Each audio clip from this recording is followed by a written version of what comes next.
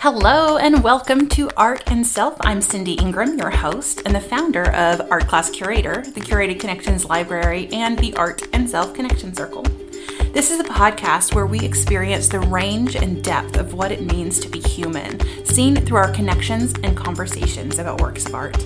These art conversations are here to show you that art is here for you as a catalyst, a challenger, a coach, and a comfort. Before we get started, take a moment to fill up your lungs with a deep breath. Connect with your body and your mind and your spirit, and get ready to discover what art has to show you.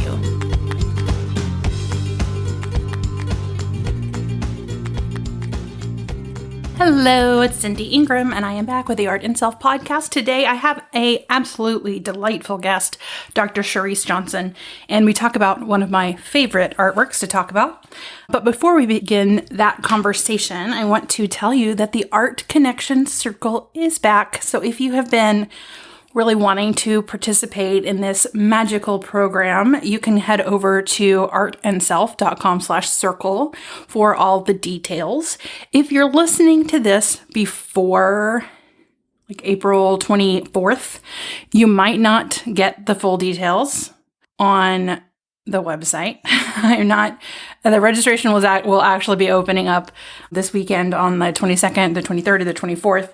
I'm waiting for a couple of pieces of my summer to be decided before I can officially open up the program. But I'm going to tell you about it now because I know it's going to be happening any day now. And what the program is, so if you like listening to these interviews, these conversations, not really interviews, these conversations about art, then I know that you will love the circle. In the circle, we have a small group of people who meet regularly and discuss art together through the lens of better knowing ourselves and better knowing each other. So we talk about our values, we talk about our beliefs, we talk about what we want in the world, we talk about our big vision for the world and the essences we need to embody in order to accomplish that big vision. It is very heavily focused on yourself, but also at the same time, really diving into some really beautiful works of art and doing so in a community of people who are also doing the same thing as you. And so these conversations get really deep and connected and intimate, and you really get to know the people in the group in such a special and beautiful way. So this summer, I have 2 cohorts running. So I know that a lot of you listening are teachers. Some of you get out at the end of May, and then you go back in early August. Some of you stay in school until late June, don't go back to school till Labor Day. So I have 2 cohorts that will be running. One will start in June and will end by the end of July. The other one will start in July and will end in August. So it should help those of you who are teaching different schedules. So those details will be posted at artandself.com/circle. If the details are not there when you get to the link, just put your email in and you will get an email whenever registration goes live. It truly is the most wonderful program. It is something that I can't even believe that I created, how magical it is. I mean, I can believe it, but I can't believe it. But it also feels like my entire life led to create the person that is able to create this program. Like, it is that special and that amazing. And I love it so much. And I really hope that you're there with me this summer as we talk about art together. So again, artandself.com/circle. And now let us talk to Dr. Charryse Johnson about a really amazing work of art. So you will see which one she chooses and hear our conversation next. Thank you so much. Here we go. Hello again to the Art and Self podcast. Today, I am so excited to welcome Dr. Charryse Johnson to the podcast. Welcome. Thank you. I'm excited to be here. Me too. Okay, so before we get started, can you introduce yourself for our listeners? I absolutely can. So I am a mental health therapist by day, and on the side, I'm an author, keynote speaker, and a mindfulness practitioner. So a little bit of everything located in Charlotte, North Carolina. Awesome. And you have a book that you're promoting too. Tell us a little bit about your book. Yeah. So I wrote a book during the pandemic because why not? Called Expired Mindsets, Releasing Patterns That No Longer Serve You Well. And it's just an introspective book that talks about the difference between what we show on the outside and what might be underneath, and how do we create a level of congruency or realize what parts of our past are still impacting our present. Wonderful. Yeah. Oh, the way you said that made me think about art too. And like, that is exactly kind of what's happening in art too. That there's what we see and there's like what's underneath too. So that'll be fun, some comparisons that we can make in our conversation. Okay. So I picked 4 artworks, and these are some of my favorites. So I was really excited to present them to you. You know, we had for the listeners, we had a little conversation quite a while ago at this point, but, you know, just to introduce ourselves. And I knew almost right away after talking to you what artwork I was going to choose. Like, this is That's awesome. So I hope you like them. All right. I'm going to put them up on the screen. I'm going to say the titles, but don't spend too much thought towards the titles. It really is what you see. Okay. And sometimes the titles can skew us in a weird direction. So it's really, I like to focus on, but I'm saying the title so our listeners can know what we're looking at. And listeners, of course, you can find all these images on the show notes at artandself.com.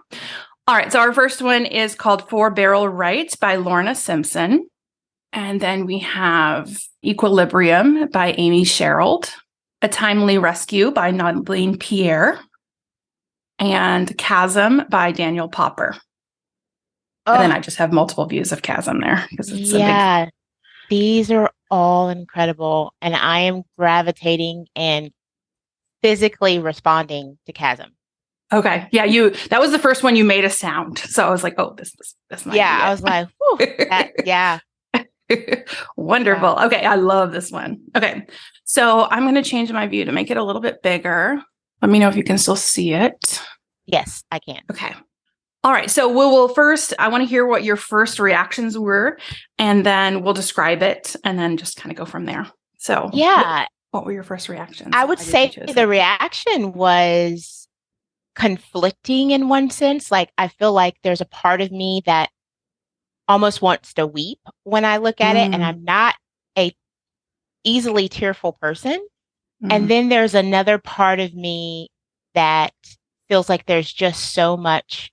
I resonate with it in so many ways, or I feel like we could all probably resonate with it in a lot of different ways. Awesome. Well, I love that you had that sort of physical body sensation. That's when you know it's right. It's like just kind of catches you off guard, and it did. Art has that power. Okay. So can you describe it for our listeners, and then I'll fill in, anything that I notice as well after describe it.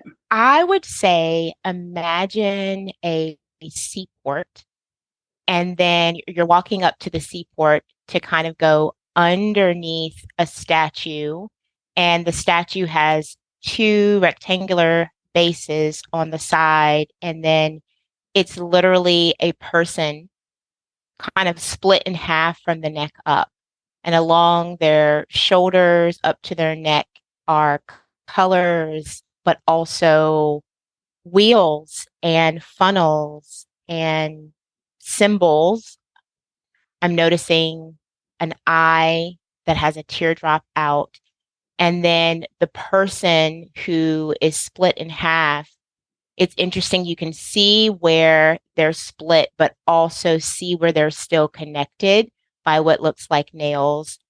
And for me, the expression on the face of the person looks in between both exhaustion and maybe relief.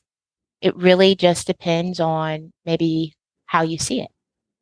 Yeah. And I noticed too, and I'll show you some other views of it, but depending on where you're looking at it from, since it is it is 3-dimensional, the expression looks kind of slightly different from different angles. And that's kind of an interesting aspect of it.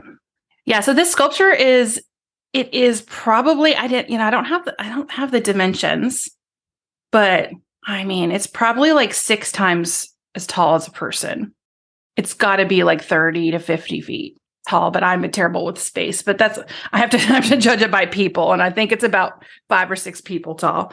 So it's kind of like it's a gateway. You can walk through it in like her heart space where that's open. And then it's just her shoulders and her head. and all the color, all those images that, would you rather me call you Charryse or Dr. Johnson, or do you? Oh, just Charryse is fine. Okay. Yeah. All right. I didn't know how formal you wanted. Yeah. I was going to say Charryse. I'm like, oh, but what if I need to? Okay. Yeah. Got it. Good. That was my instinct, but I like to check. And now I forgot what I was saying. This is my ADHD then. Okay. No, you were saying the heart space is open, and I was literally getting ready to write that down. Yeah, and then the colors is what you were going to Okay. Yeah, and I was like, those the images that Charryse mentioned, like the eye and different things, are like they're spray paint, graffiti, very bold, very like lots and lots of different types of images, some tags, some like actual drawings and stuff. Okay.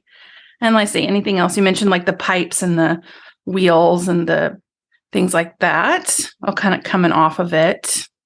And yeah, that's pretty much the basics.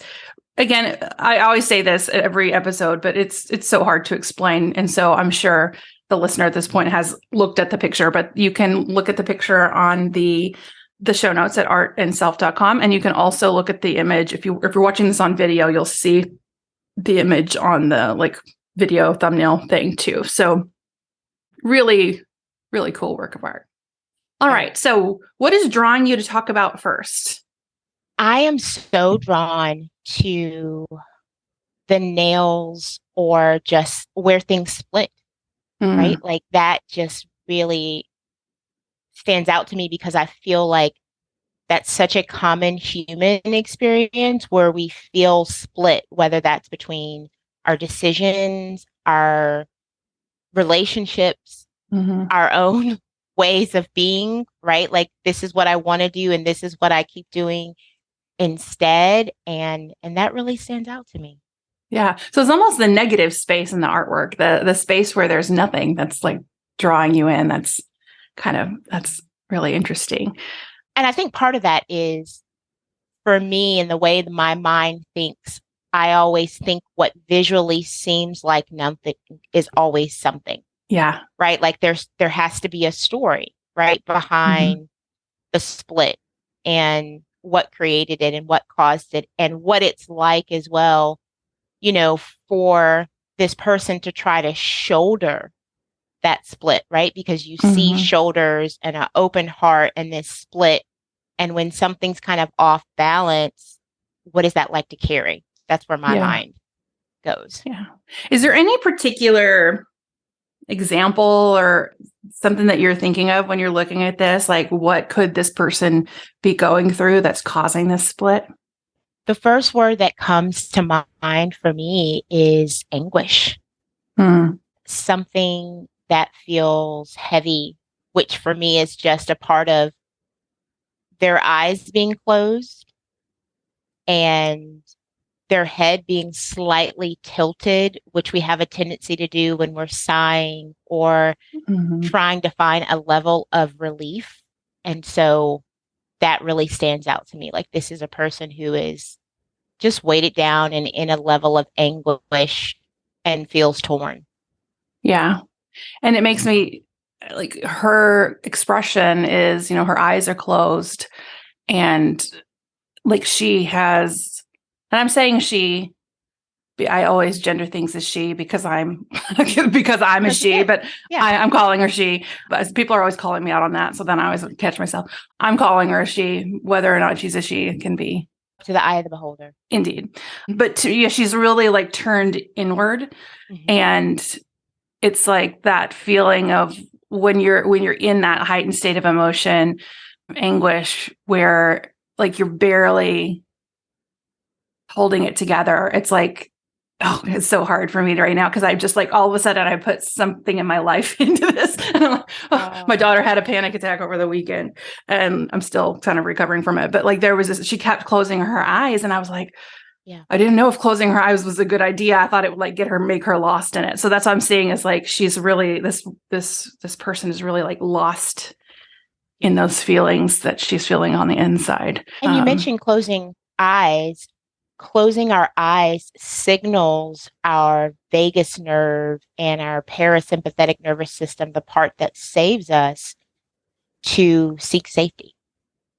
Right? Okay. So unless we're terrified because of a trauma experience, closing our eyes is actually a way that we kind of signify it's okay to rest or to pause. It is a really appropriate way, go inward Okay. to our body. Yeah. Thanks. A little therapy moment. I'm like, oh, my Yeah. daughter's and I was No, like, I was no. trying to keep her present in her body, but I was like, Yeah. I didn't tell her to open her eyes or anything, but that was me just sitting there worried about Hey, it. and even if you did, there's nothing wrong with that. I just feel Yeah. like that could be really insightful for a lot of people, right? It's just Yeah. something that we don't think about, that ability to go inward. Going inward, isn't wrong unless we don't come out, so to Yeah. speak. Yeah. Yeah. Oh, okay. Thank you for that little moment. I always find some sort of personal life moment. And I'm like, there's a lot of personal life moments right now that Yeah. are oppressing. Okay. I just love this. I want to see it so bad in person. Okay. What do you think these like nails or pipes or whatever these are connecting the two sides of her face? What are you making of that? In my mind, it is a visual reminder that even when we feel like we're split or coming apart, that there is still something that's holding us together. Mm-hmm. Because in those moments, I feel like we are unsure. And often when we don't feel put together, we want to change that as fast as possible, or we fear what will other people see or say or think. So to Mm-hmm. me, those nails are just a reminder. And some of them connect one side to the other. There are a few that are broken and don't connect, but the overarching picture is, even though there is a split there, there's still something connecting both parts of this Mm-hmm. person, from one side to the other. Yeah, and I don't get the sense that she can be. I mean, if it's a huge, heavy thing, but like I don't get the experience, the feeling that she can be taken apart completely. Like I feel like those connections in between or the two sides of her face are very strong, especially if you look at like on the side of her. I guess it would be her right side, our left. There's some of these little things are bent so that it's shows how strong that those connections are and that they're not going to be very easily severed, that she will be able to pull herself or put herself back together, or whether maybe not even put herself back together, but maybe new connections are drawn and then it takes on a new form that That isn't is what, necessarily squished back together. yeah, yeah. And that to me is hope. Hope Mm-hmm. is the aspect of knowing, regardless of what I've experienced and what I've been through and the ways that it has split parts of me or created separation, that there's still enough holding me together Mm-hmm. that I have hope that it's not always going to look this way or Yeah. feel this way. Yeah. But it's a powerful, powerful sculpture. And actually, when I did the book signing, the first book signing for Expired Mindsets, I actually did it at an art studio. And the art studio had an installation that it was showing that was called a show, Deconstructing Reconstruction.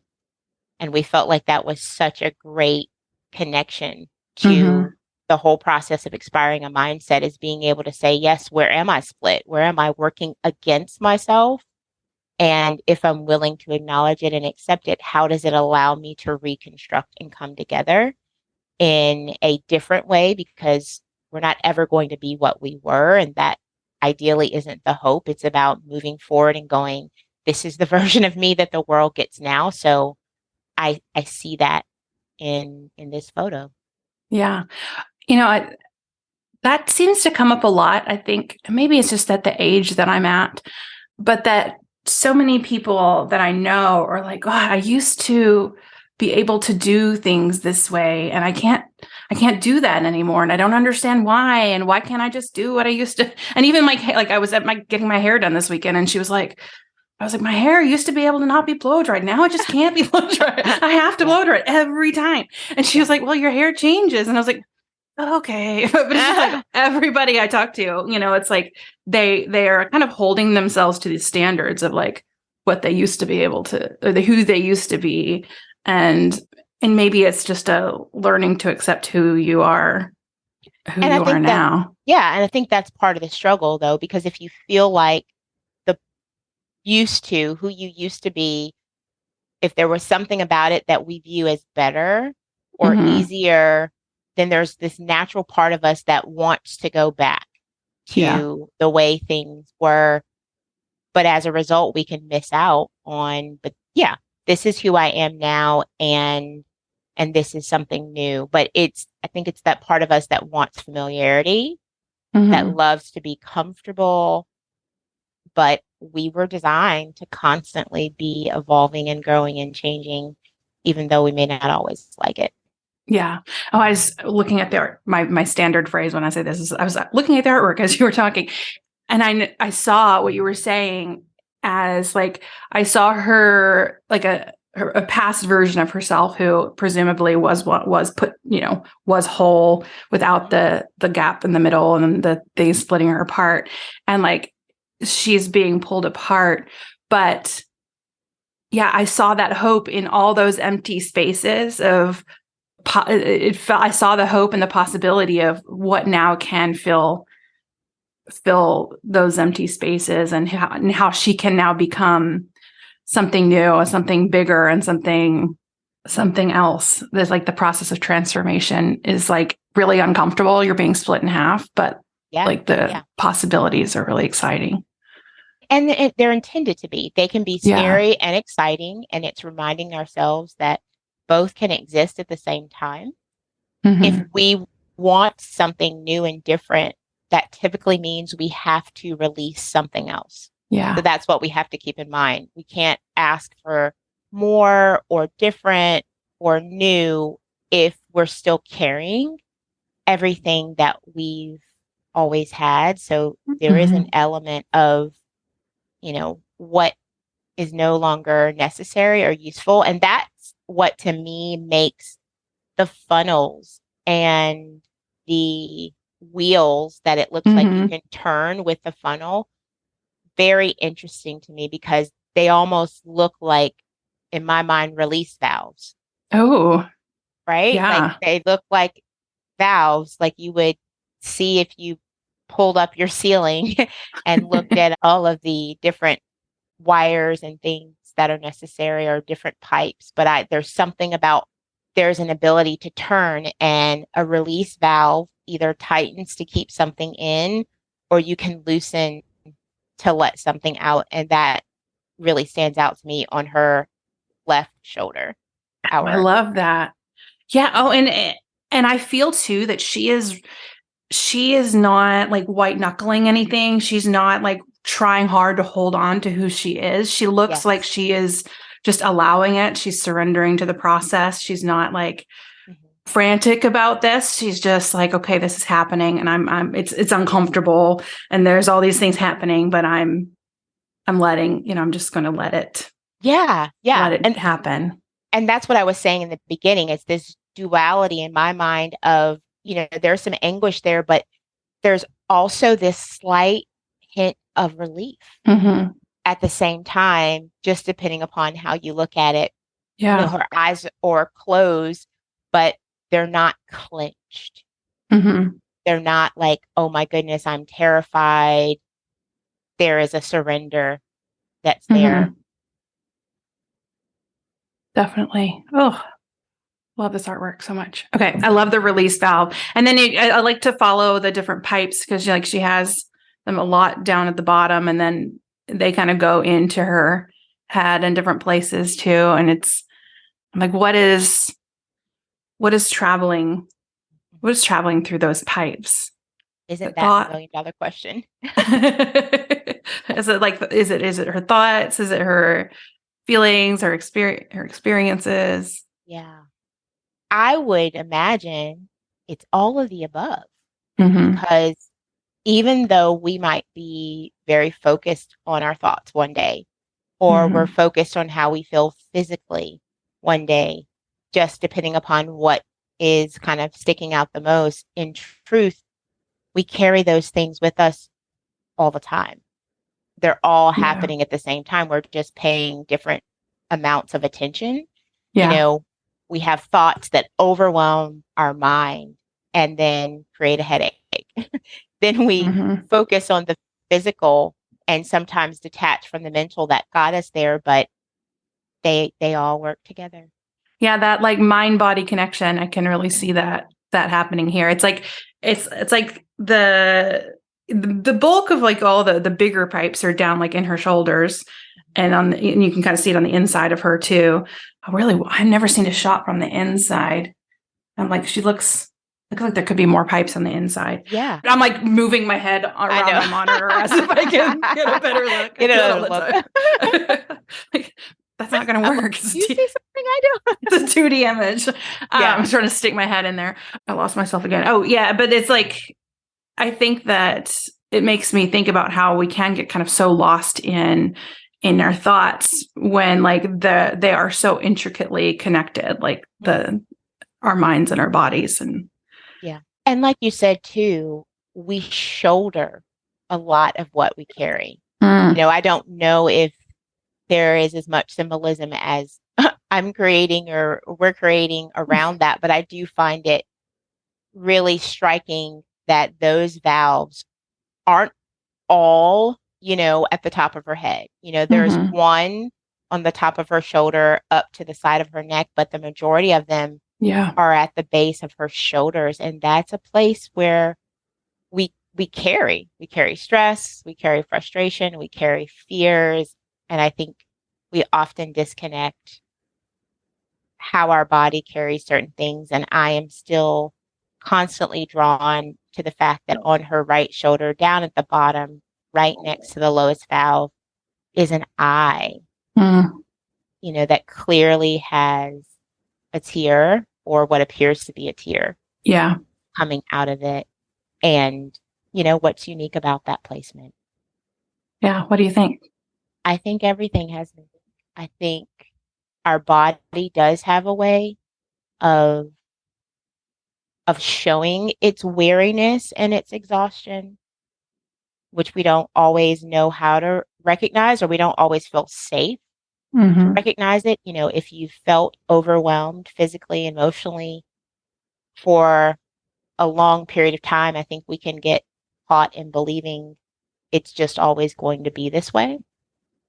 But I love giving the message, whether it's with the people that I speak with or support, or even through writing, that our emotions are messengers.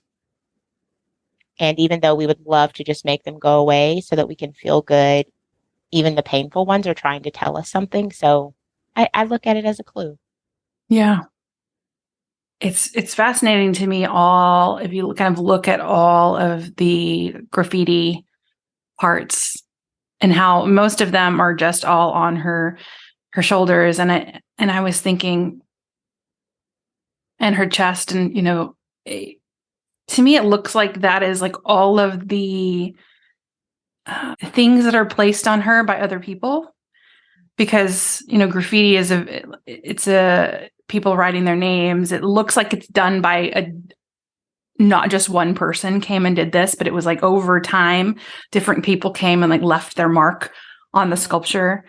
And so it's almost like those are all of the expectations and identities and other things that like people have left on her over the years. But the eye does feel too very different in a way. Like it feels like it's not, that's more, I agree, that one really stands out as like looking like it's more part of her. But yeah. And two, you know, you think about what you said, I love that symbolism in terms of the marks that people place on us, the stereotypes, the expectations, and we see a little bit of that coloring inside what appears to be like her brain. Yeah. And we see a little bit of it on her left in her hair right at the bottom.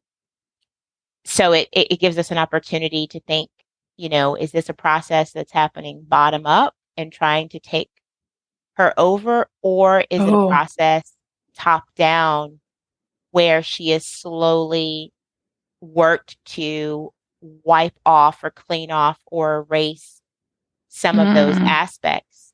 And, there can be some conflict and exhaustion from trying to walk away from what other people have labeled you. Yeah. I love that for that interpretation. And it feels so true to me because, as you know, I've been writing a book and I'm getting close to being done, but I've come to this place of having written it and like really processed my entire, because it's memoir, like processed my entire life. and now it's like I have this complete inability to go back to at all any of the stuff that I finally did filter out, like all of the things that people thought I was, all of the ways I was being to please other people. Like I cannot at all go back to it because I have spent so much time and energy like releasing that. And so I can see that like so clearly in her now. I love that perspective. She's just kind of like letting it flow off of her down and out. Which might be through that part of release valve. Yeah. Right? It's like, ooh, this is hard work, but it's worth it. It's necessary. And, again, there is this aspect of, you think about when something is being built or rebuilt, sometimes you do have to demolish some aspects of it before you create something new. And we don't often think about that process with ourselves. But I think if we step back, we realize like, oh, that is a part of change. Mm-hmm. And too, that it's not like you do it once and you're cured, like I have conquered my shame, like shame be gone forever. But like it's only, it comes back and so it takes you off guard and you have to kind of redo, rethink, reprocess, and every time you think that you're done, like something else kind of comes in. And like, I'm not sure if it's ever possible to like get all of that graffiti like out of her, completely out of her. There's always going to be places where those old stories kind of pop in.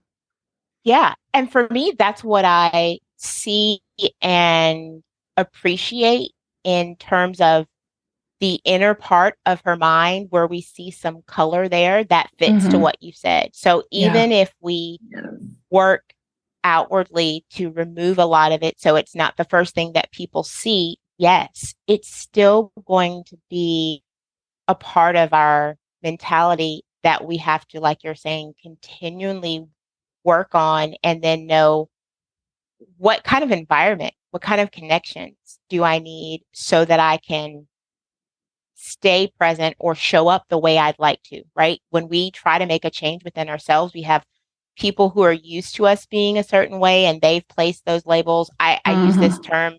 There are people who benefit from your brokenness. Yeah. And they want you to stay completely covered up with all the markings because maybe it helps theirs not to be illuminated. And so, yeah, I think it is important for us to know if we struggle with something like shame and then feel like I'm doing better and then kind of see it resurge, all is not lost. And it doesn't mean that you're not healing, but it's a process and you just want to step back and go, all right, let me close my eyes. Take a breath and look in and go, what do I need in order to keep moving forward in a different way? So is that really all what your book is about? Can you like what have we talked about that's just like, or has all of this been your book? Truthfully, every ounce of this has been a theme that is found in Expired Mindsets, because it is not here's 5 steps to your life, right? I don't Yeah. believe that any 5 or 6 steps are going to solve anybody's life, and was very determined not to do that. Yeah. It is really an invitation. If we use this sculpture, it's an invitation to go, do I even recognize the graffiti marks that have been placed on me? Or am I just walking around in a turtleneck, pretending that they aren't there? And which ones do I like and think, oh, that would make a cool tat. Let me keep it.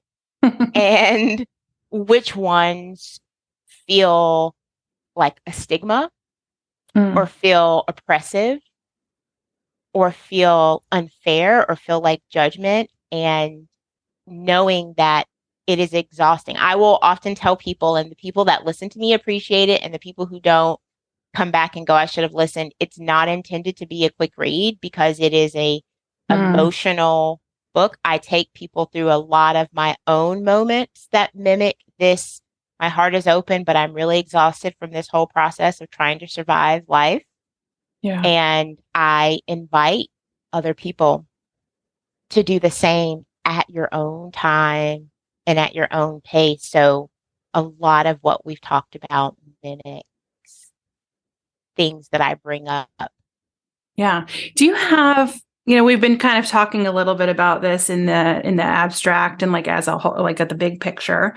Do you have a specific example, whether it's from your life or just, another person's, of of one specific like bit of graffiti that was placed on a person that they have to work through, or, just a more concrete Yeah. example? Yeah. I would say, I'm thinking of a client that I worked with probably about 5 years ago who has always said, hey, you can share this story. And she was on the spectrum and constantly lived life feeling like she didn't belong, Hmm. and had family members who also highly intelligent, but very concerned with appearances, and wouldn't get her the support that she needed because they feared how it would look on them, and just the stigma around not wanting to acknowledge that they had a child who wasn't perfect in their eyes, even though she knew something was wrong.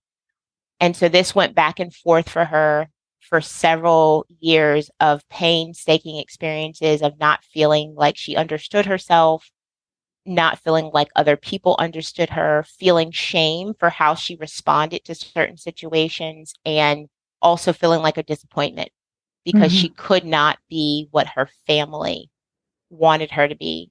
Long story short, going through college, she decided to kind of pick back up the opportunity to be in connection with people who could give her more insight around her patterns and who she was, and ended up finding out about what does it mean to be on the spectrum. It's not bad. It's not horrible. It just is.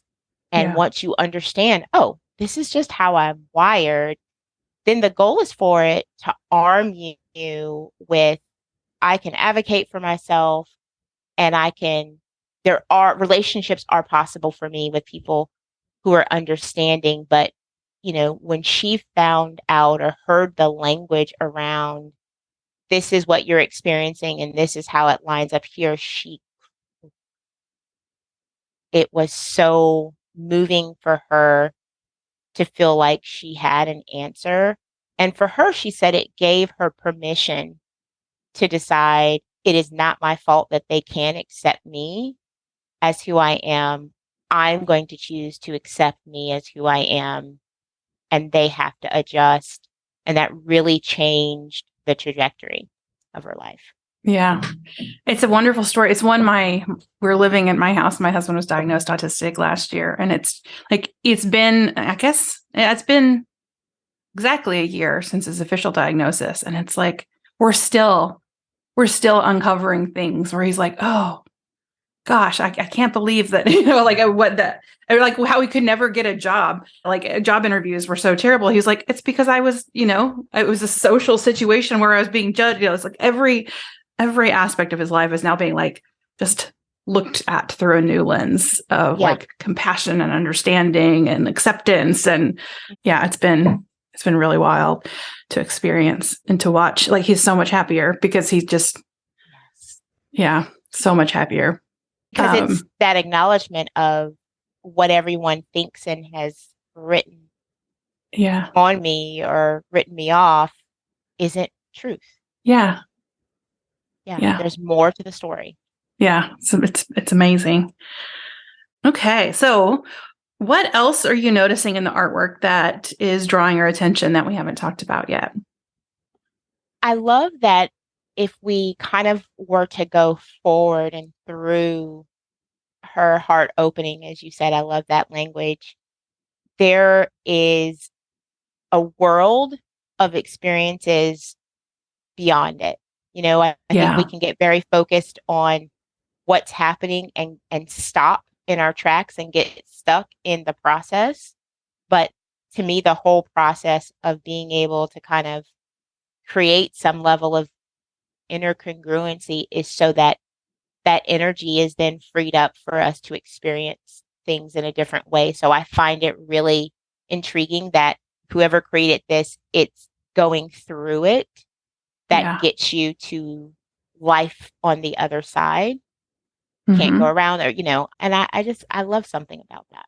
Yeah. If you look through it, you can see there's it's like a carnival atmosphere. There's like those big metal trash cans and there's people back there and there's lights and there's clearly something fun happening back there to experience.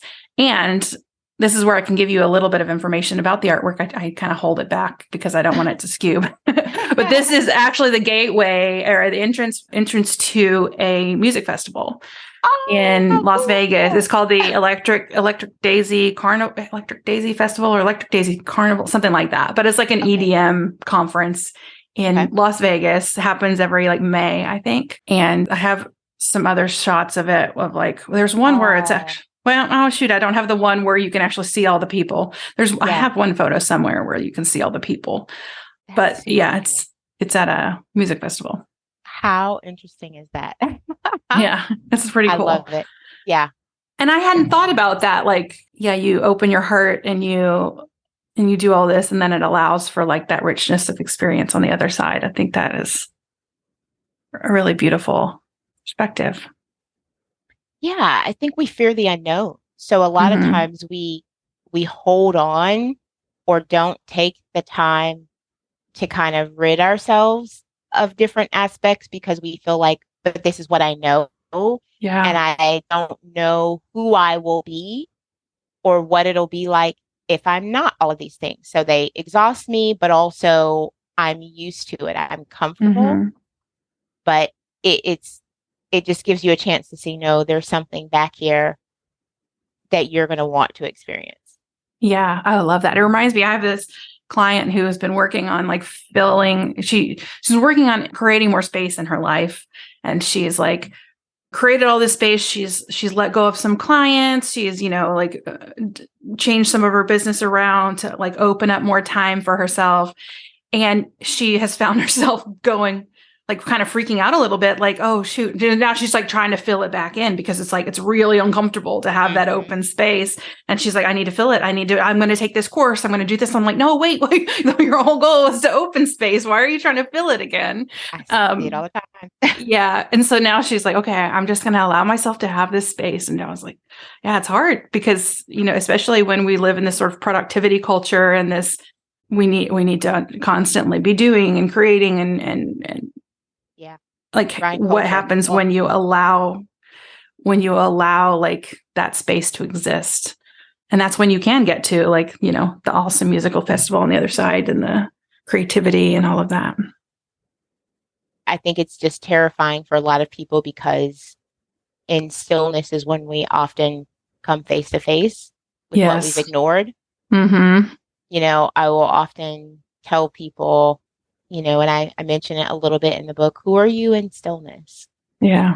Right? That says more to me about your true inner state than anything else, right? We've all fairly, perfected the art of walking around and throwing other people off guard. But when everything slows down, when no one is around, when you are just with yourself, that's the greatest indicator of your level of emotional well-being than anything else. Yes.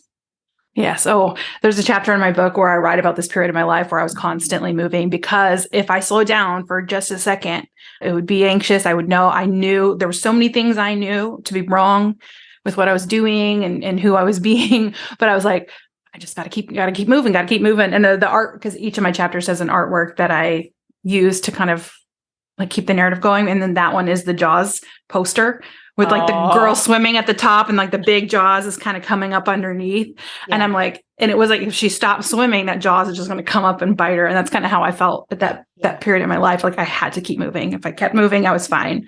If I stopped moving, I would get, swallowed alive. I'd be forced to face all the things that I had been not wanting to face. So I love that. I wrote that question, who are you in stillness? That's a really powerful question. Because I think a lot of people too, it's like, if you have a moment of quiet, of stillness, you just like grab your phone and play a quick game or, send a text message. We're all constantly like, have to do something to fill that time, because I'm not comfortable just sitting with who I am right now. Yeah.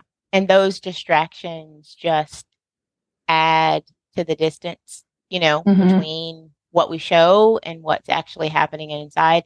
And eventually it all catches up to you. You get sick and then you have to be still, or something will happen that forces us to come face to face and go, okay, I can't keep carrying all of this. I'm going to have to look at it and stare it in the face and work through it.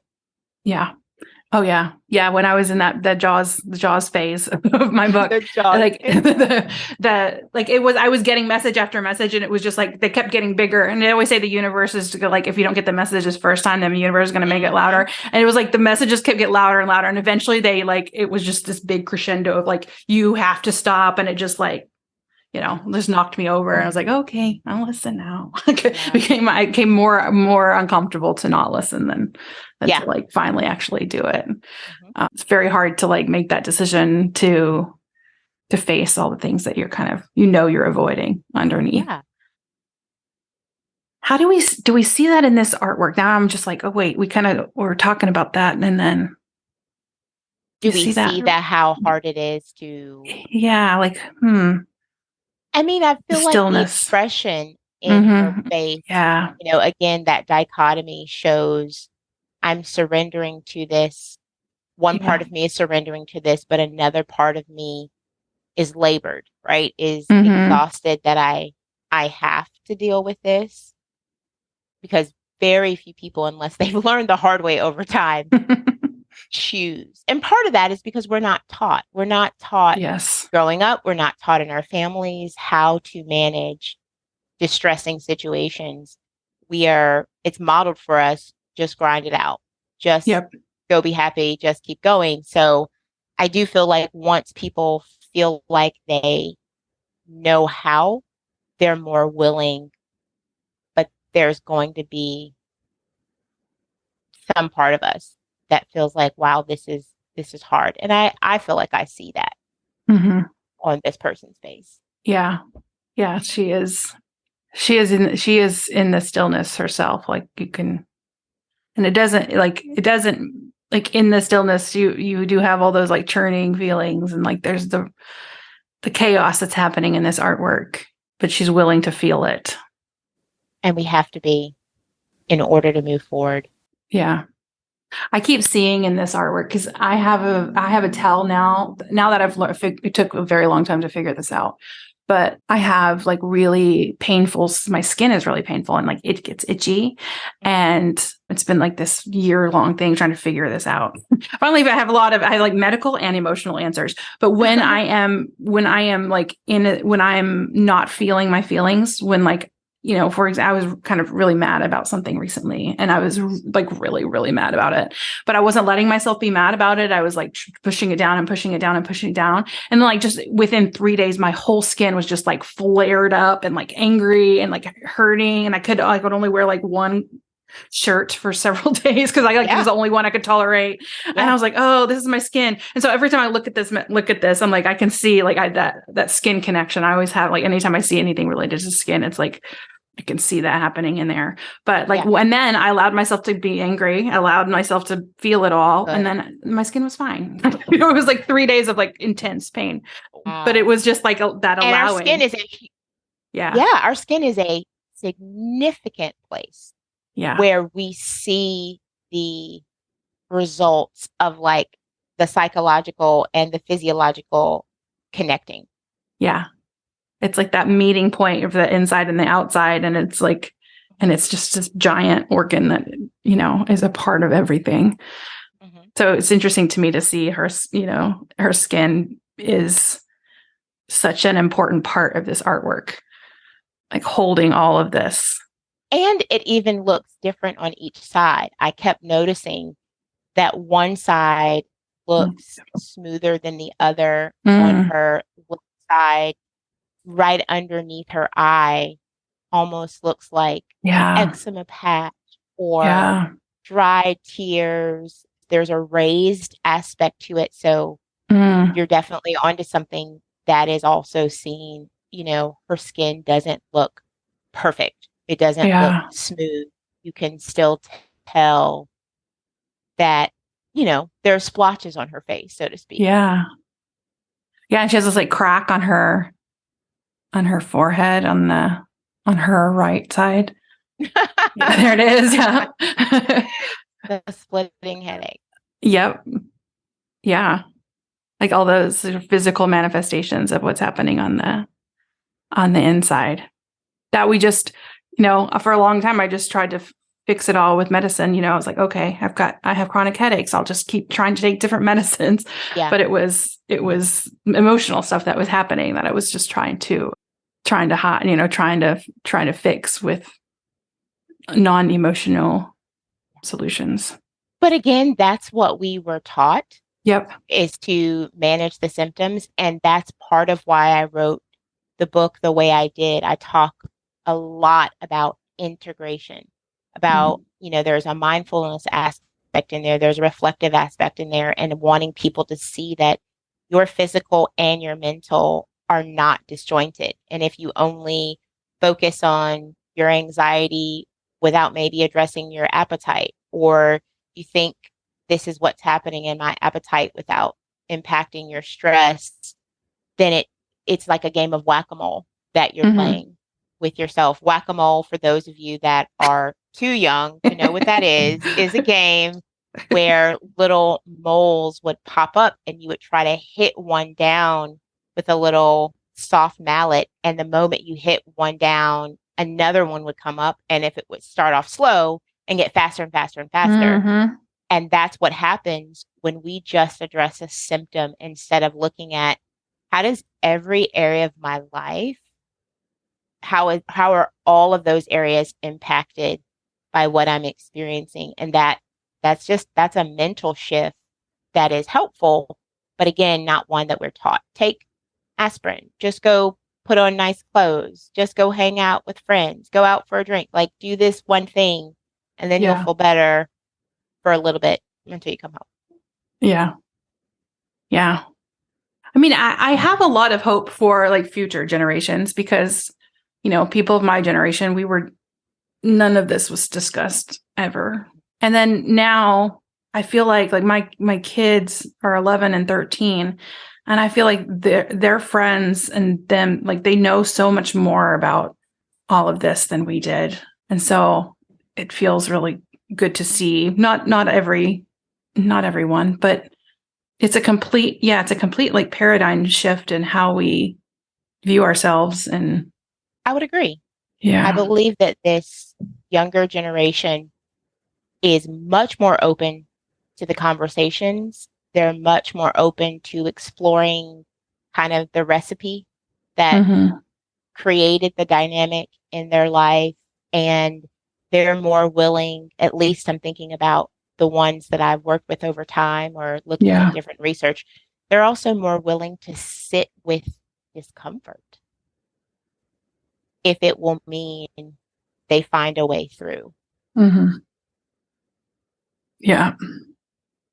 Okay. So we've been talking about an hour. So is there parts of this artwork that you have been looking at that we have not discussed? Is there anything you feel left unsaid? No, I am really surprised at my own ability to actually connect with this artwork. Art for me is something that I've always loved and admired, but not had opportunity and space to connect with deeply. So I wasn't really sure what that would be like. So I'm very honored and thankful that you opened up this space to put things, together in this way. And it really actually just spurs me to go, I need to get more art Yeah. into what I do to give the people that I work with who I know are artistic different ways of making personal connections without it feeling like, oh, let's just sit and talk about you. But that being said, no, I feel like we went really deep and Good. I loved it. Yeah, I love it because it is it's a safe thing to talk about when, talking about yourself can feel so raw and vulnerable, but you can talk if you talk about yourself through looking at this, it's like a metaphor, and there's so much richness that can come out of looking at a really powerful work of art. So I'm glad that you saw that, and thank you so much for joining me today. It's really wonderful. Thank you for having me. Oh, and we got to also let people know how to find your book, how to find you on social media. Okay. Can you So tell the book, us that? easiest way is Amazon, but you can also have it ordered through any indie bookstore, Barnes and Noble, anything like that. I am most often on Instagram under Dr.Charryse_J, and Charryse is spelled Charryse. And then my website is drcharryse.com. Awesome. And we will put all of those links into the show notes, as well as a link to the book. And again, thank you so very much. Thank you. Thanks again to Dr. Charryse Johnson for joining me in the podcast today. That was a really awesome discussion, and I hope that you check out her book and her stuff on social media. And, she mentioned at the end of the episode how it made her want to bring some of these artworks into her clients because, it's sometimes hard to talk about yourself and explore this type of thing just, with journaling or talking. But when you bring in a work of art, it adds such a safe place to explore your feelings. And that is really why I created the Art Connection Circle. And I am so excited to announce that the Art Connection Circle is coming back. So if you have been waiting for the next time I've been running it, it is coming up and will be starting in June. I will have all of the details available for you at artandself.com/circle. If you visit them and it's not quite fully ready yet, not ready as of the time I'm recording this, but I'm thinking it will be ready by the time I post this episode. There will be a place on there to join the waitlist. So if you would love the experience of talking about these works of art with a small group of people who are also connecting with the artworks and connecting with themselves and exploring parts of themselves, I would love to have you in that group. It is a really powerful experience where you get really intimate with yourself and also with the community. There's something truly, truly special when you get a group together. And you're experiencing this to a degree on the podcast with two people. When you add in some other people in there, the conversations are so rich. And you'll notice that, if one person sees something and makes a connection, it sparks you to make a connection in a different way. And the experience of looking at art in community, when it's focused on better connecting to yourself, there really is nothing like it. So you can get more information at artandself.com/circle. It will start in the middle of June on, I think, June 15th. Let me look. I'm just going to double check. because I'm going to Florida. I'm going on vacation. Yeah. The week of June 12th, it will begin. So I hope that you can join us. And if you have any questions, you want to talk it out, feel free to send me an email, cindy@artclasscurator.com. If you have any questions, you also can, if you need to have a quick 15-minute conversation, you can book a call with me to get your questions answered as well. So you can start that process by sending me an email or also visiting artandself.com/circle. Thank you so much. Have a wonderful rest of your day, and I hope to see you in the circle. Thank you so much for listening to Art and Self. And if you loved what you heard, please consider leaving me a rating or a review on iTunes. And share this episode with one friend who you know needs to hear what we talked about today. You will find links to the artworks that we discuss over at the show notes at artandself.com. And you can also join my email list to get notified of all of the new upcoming episodes. The videos of these episodes are also available over on YouTube at Art and Self.